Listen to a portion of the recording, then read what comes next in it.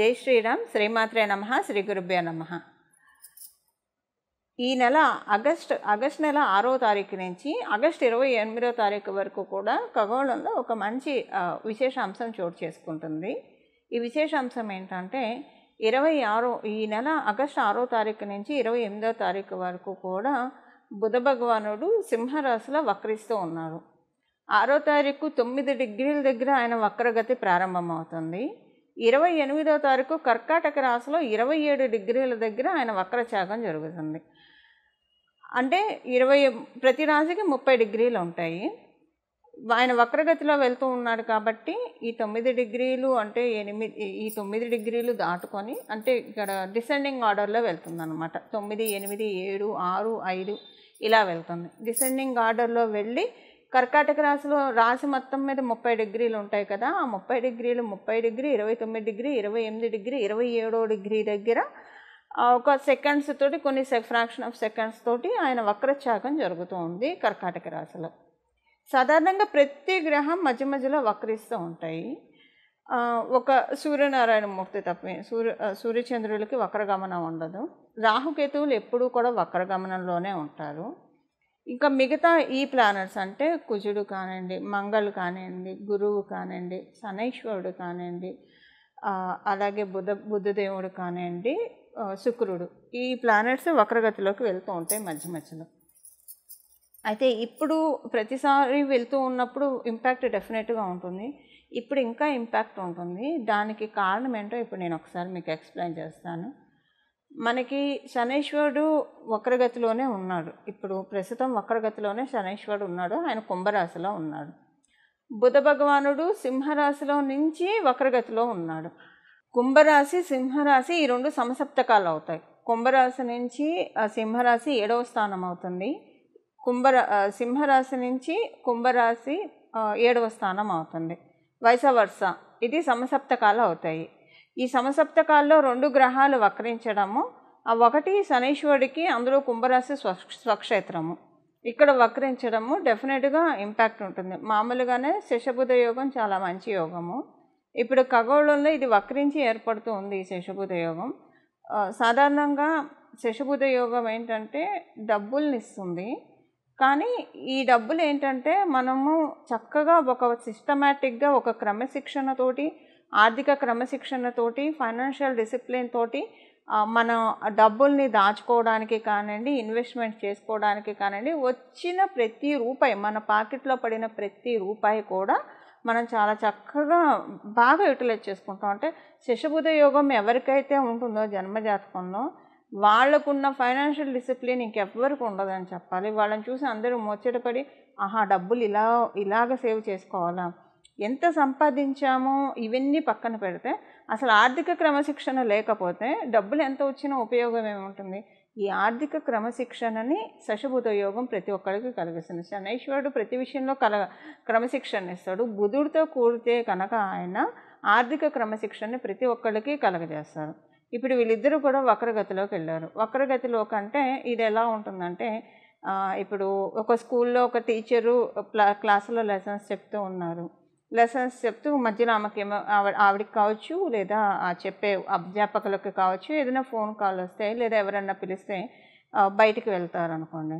అప్పుడు పిల్లలు ఒక్కసారిగా కేరింతలు కొట్టి అరిచి చాలా క్రౌడీగా నాయిసీగా ఉంటుంది క్లాస్ రూమ్ అంతా.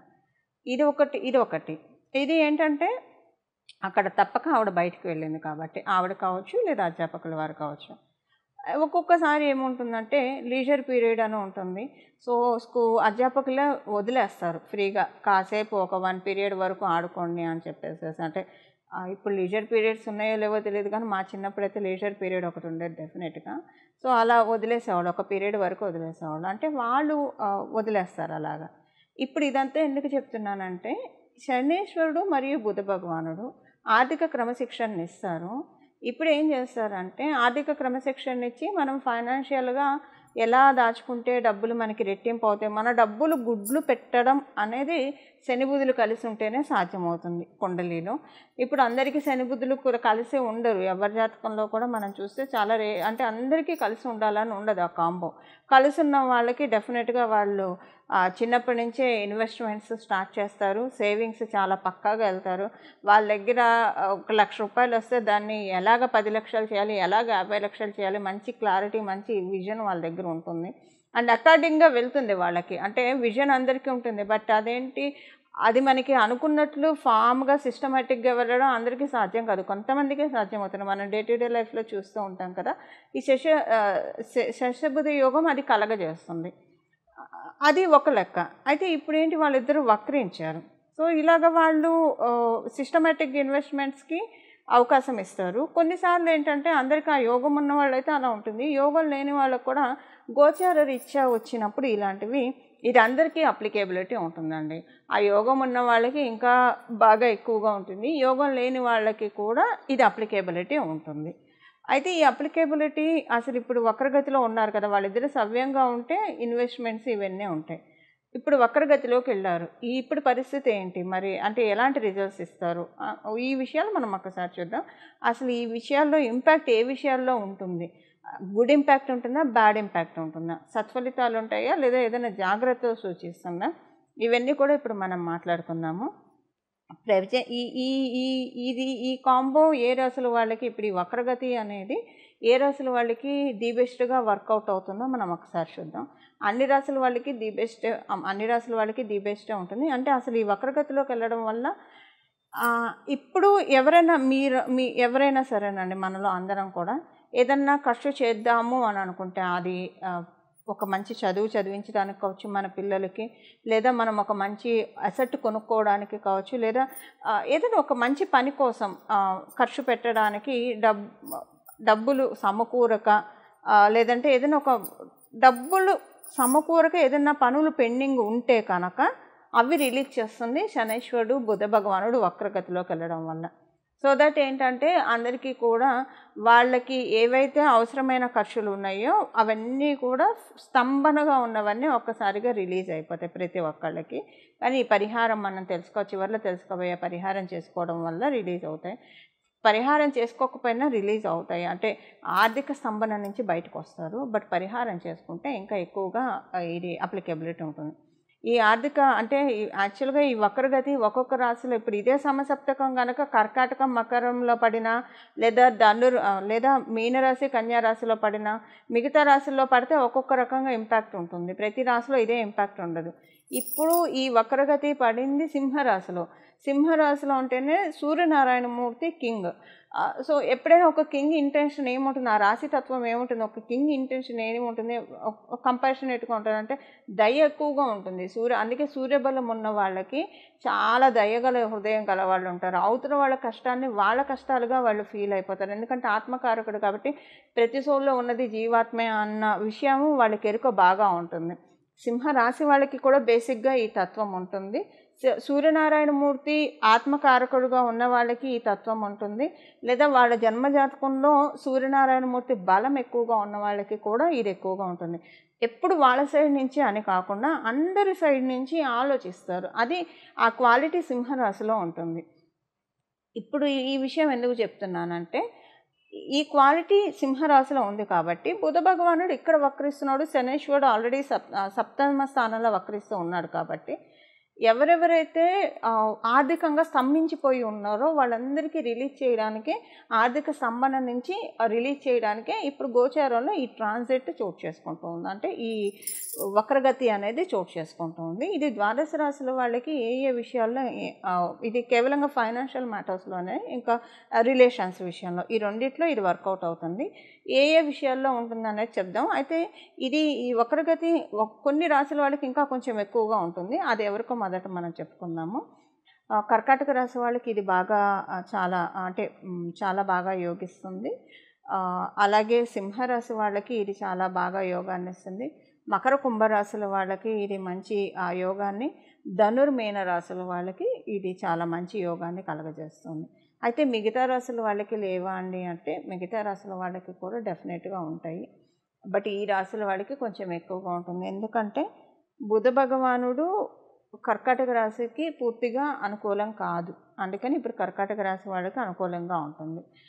అలాగే సింహరాశి వాళ్ళకి జరుగుతున్నదే సింహరాశిలో కాబట్టి సింహరాశి. మకర కుంభం ఎందుకంటే ఇక్కడ సప్తమ స్థానం కుంభరాశి అయింది. కుంభరాశిలో శనీశ్వరుడు వక్రగతిలో ఉండి మకర రాశిలోకే కదా ఆయన వెళ్ళేది. అందుకని వాళ్ళిద్దరికి ధనుర్మీన రాశుల వాళ్ళకి డెఫినెట్గా కేంద్రాధిపత్యం దోషాన్ని కలిగి ఉంటాడు బుధ భగవానుడు. ఈ రాశుల వాళ్ళకి, ఈ లగ్నాల వాళ్ళకి ఇప్పుడు ఏంటంటే ఆ దోషం కాస్త యోగంగా పరిణమిల్లుతుంది. అందుకని ఈ రాశుల వాళ్ళకి కొంచెం ప్రత్యేకం. బట్ అందరికీ కూడా ఇది ప్రత్యేక అంశం. మిగతా రాశుల వాళ్ళకి కాదు అంటానికి లేదు. ఎందుకంటే డెస్టినీ ఎప్పుడైనా మనకి ఇవ్వాలంటే పక్షపాతం అస్సలు ఉండదు. కతే ఏది కూడా మనకి ఈ సృష్టిలో ఏ విషయం కూడా అయాచితంగా రాదు. అయాచితం అంటే ఫ్రీ ఆఫ్ కాస్ట్తో ఏది రాదు. ఫ్రీ ఆఫ్ కాస్ట్తో వచ్చింది ఏది కూడా మనకి అంత సత్ఫలితాలను కూడా ఇవ్వదు. అందుకే విద్య నేర్పిన గురువుకు కూడా మనం గురుదక్షిణ చెల్లిస్తాం. ఎందుకంటే దక్షిణ లేని విద్య ఫలించదు కాబట్టి. సో అందుకని ఏది కూడా మనకి ఫ్రీ ఆఫ్ కాస్ట్తో రాదు. దానికి మనం కొంత మూల్యం చెల్లించాలి. ఆ మూల్యం ఏంటంటే పరిహారం. ఆ పరిహారం ఏం చూసుకోవాలనేది మనం ఈ వీడియో చివరిలో మనం తెలుసుకుందాము. అన్ని రాశుల వాళ్ళకి ఏ ఏ విషయాల్లో ప్లస్గా ఉంటుంది ఒక 2-3 పాయింట్స్లో మనం ఈ ట్రాన్సిట్ గురించి ఒకసారి అన్ని రాశుల వాళ్ళకి ఎలా ఉంటుంది అనేది మనం ఒకసారి డీటెయిల్డ్గా వెళ్దాం. మిథున రాశి, మీ రాష్ట్రాధిపతి వక్రగతిలోకి వెళ్తూ ఉన్నారు. వక్రగతిలోకి వెళ్తున్న వచ్చేది కర్కాటక రాశిలో కాబట్టి మిథున రాశిలో పుట్టిన వాళ్ళకి, మిథున లగ్నంలో పుట్టిన వాళ్ళకి మీకు నవమాధిపతి కూడా వక్రించి ఉన్నారు. సో ఇది ఎలా ఉంటుందంటేనండి కొంచెం మీకు ఆర్థికంగా అయితే ఓకే. బట్ ఏంటంటే కొన్ని విషయాల్లో చిన్న చిన్న ఇబ్బందులు ఉంటాయి.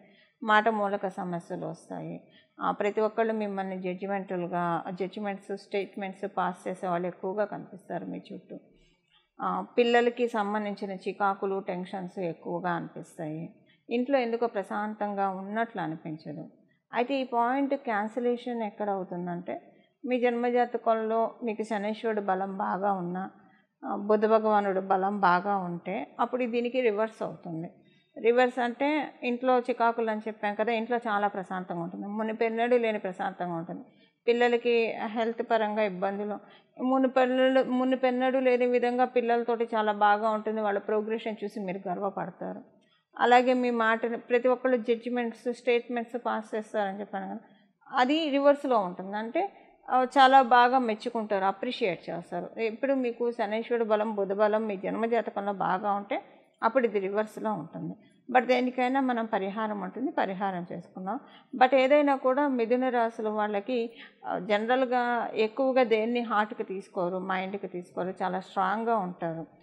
ఫైనాన్షియల్గా మటుకు డెఫినెట్గా ఇది ఒక బ్లెస్సింగ్ అండి. మీకు మిథున రాశిలో పుట్టిన వాళ్ళకి మంచి ట్రాన్స్ఫర్మేషన్ అయితే ఫైనాన్షియల్గా మీకు అంటే ఒక 5 monthsలో మీకు అన్ని అనుకూలతలు, ఆర్థిక అనుకూలతలు అయితే డెఫినెట్గా చూస్తారు. మీరు వర్క్ చేసే చోట, లేదంటే మీ వర్క్ డిసిప్లిన్ ఏదైతే ఉందో అందులో ప్రోగ్రెషన్, అందులో లాట్ ఆఫ్ గుడ్ ఇంప్లిమెంటేషన్ ఇలాంటివన్నీ కూడా మీరు చూస్తారు. ఇది మిథున రాశి వాళ్ళ ఫలితాలు. ఇప్పుడు ఏం పరిహారం చేసుకుంటే ఈ శశబుధ యోగం వక్రగతిలో ఉన్న ఈ శశబుధ యోగం ద్వాదశ రాశుల వాళ్ళకి ఫైనాన్షియల్ మ్యాటర్స్లో బాగా రిలీజ్ అవుతాయో, అంటే ఫైనాన్షియల్ మ్యాటర్స్లో అనుకూలతలు ఉంటాయో అది ఇప్పుడు చూద్దాం. అయితే అసలు పరిహారం చేసుకోకపోతే ఏమవుతుందండి? పరిహారం చేసుకోకపోతే యోగం రిలీజ్ కాదా అన్న సందేహం తలెత్తవచ్చు కొంతమందికి. దానికి ఒకసారి మనం మాట్లాడుకుందాం. ఇప్పుడు పరిహారం చేసుకోకపోయినా వచ్చేదే. కాకపోతే పరిహారం చేసుకుంటే మీకు అంతా కూడా చాలా ప్రశాంతంగా వస్తుంది. అంటే రావాల్సినవన్నీ కూడా మనకి రావాల్సినవన్నీ ప్రశాంతంగా వస్తాయి.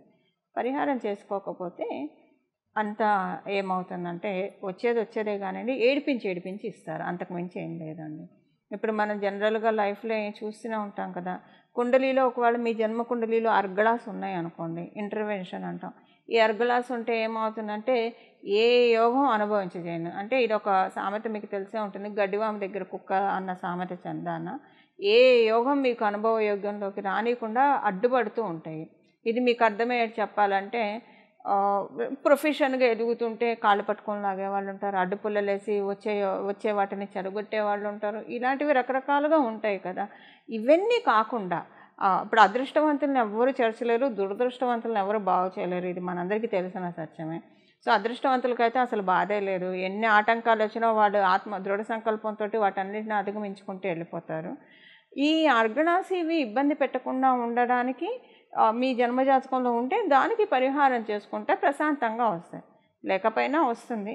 మేబీ అవుట్ ఆఫ్ 100% మీకు 70% వచ్చేది 30% వస్తుంది. అందువల్ల పరిహారం చేసుకోవడం వల్ల మరీ ఎక్కువ ఏడిపించకుండా డెస్టినీ మీకు రిలీజ్ చేస్తుంది. మీకు రావాల్సిన అంటే దేనికోసమైతే మీరు ఎదురు చూస్తున్నారో, ఏ ఫైనాన్షియల్ బెనిఫిట్ కోసం అయితే మీరు ఎదురు చూస్తున్నారో అది మీకు అందుతుంది. ఇప్పుడు దీనికోసం మనం పరిహారం చూద్దాము. ఏం పరిహారం చేస్తే ఇది బాగా యోగిస్తుంది.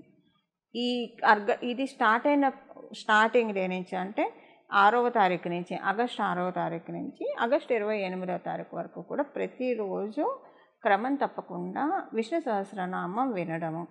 విష్ణు సహస్రనామం చదవడం వస్తే ఇంకా మంచిది. చదవడం కానీ వినడం కానీ చేస్తే చాలా మంచిది. విష్ణవే నమః విష్ణవే నమః విష్ణవే నమః అని మనసులో ధ్యానించుకుంటూ ఉంటే ఇంకా మంచిది. అయితే ఆడవాళ్ళకి పీరియడ్స్ వస్తే ఆ 4 రోజులు వదిలేసేయండి, మిగతా రోజుల్లో వినండి. ఎవరైనా అశౌచంలో ఉంటే కనుక వినడానికి ఏం తప్పులేదు, పెట్టుకొని వినొచ్చు. చదవకూడదు అప్పుడు మీరు పెట్టుకొని మనసులో జపం చేసుకుంటూ వినొచ్చు. లేదా మీకు వినడం కూడా ఎందుకు అని అనుకుంటే విష్ణవే నమః విష్ణవే నమః విష్ణవే నమః అని ఈ నామాన్ని జపించుకోవచ్చు. సర్వకాల సర్వావస్థల్లో భగవంతుడి నామాన్ని జపించడానికి మనం ఏ అవస్థలో ఉన్నాము, ఏ కాలంలో ఉన్నాం, ఏ సమయంలో ఉన్నాం ఏమీ ఇది లేదంటే మీరు అశౌచంలో ఉన్నారా, పీరియడ్లో ఉన్నారా, లేదా బాత్రూమ్కి వెళ్ళొచ్చారా, లేదా ఎక్కడన్నా వేరే వేరే ప్రదేశాల్లో ఉన్నారా, ఇలాంటివి ఏమీ కౌంట్ రావు. సర్వకాల సర్వావస్థలో భగవంతుడి నామాన్ని జపించుకునే భాగ్యాన్ని కలియుగంలో మనకి పెరుమాళ్ళు ప్రసాదించారు. అందువల్ల విష్ణవే నమః అని అనుకుంటూ ఉన్నా కూడా సరిపోతుంది. విష్ణుమూర్తి పాదాలని గట్టిగా పట్టుకుంటే ఈ బుద్ధ భగవానుడు వక్రగతి డెఫినెట్గా ఆర్థిక అనుకూలతల్ని చక్కగా తెచ్చిపెడుతుంది. ద్వాదశ రాశుల వాళ్ళకి, ద్వాదశ లగ్నాల వాళ్ళకి. మంగళం. నమో భగవతే వాసుదేవాయ.